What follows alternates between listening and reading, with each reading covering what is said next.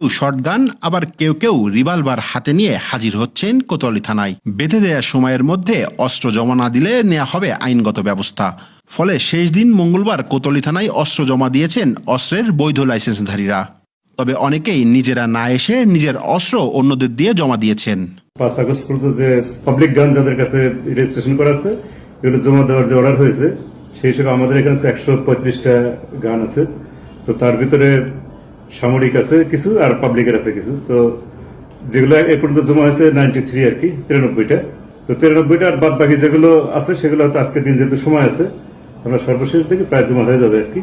সূত্র জানায় যশোর জেলায় 8 উপজেলায় লাইসেন্সকৃত বৈধ আগ্নেয়াস্ত্রের সংখ্যা রয়েছে 1138। এর মধ্যে রিভলভার রয়েছে 10টি, পিস্তল 30টি, শটগান 98টি, রাইফেল 32টি, একনালা বন্দুক 188টি ও দোনালা বন্দুক 168টি। এসব নবায়নকৃত বৈধ আগ্নেয়াস্ত্রের মধ্যে সেনাবাহিনীর 233টি অস্ত্র রয়েছে। বাকিগুলোর মধ্যে কিছু পুলিশের আর বাকি সব বেসরকারি ব্যক্তিদের নামে। এর মধ্যে যশোর সদর উপজেলায় রয়েছে 674টি অস্ত্র।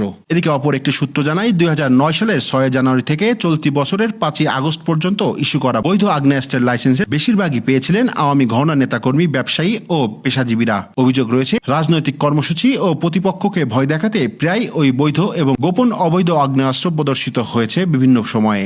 ছাত্র জনতার গণ অভ্যুত্থানের পর নতুন অন্তর্বর্তীকালীন সরকার গঠন হলেও এখনো ধরাছোঁয়ার বাইরে অস্ত্রধারীদের অনেকেই, যা দ্রুত উদ্ধারের দাবি উঠেছে।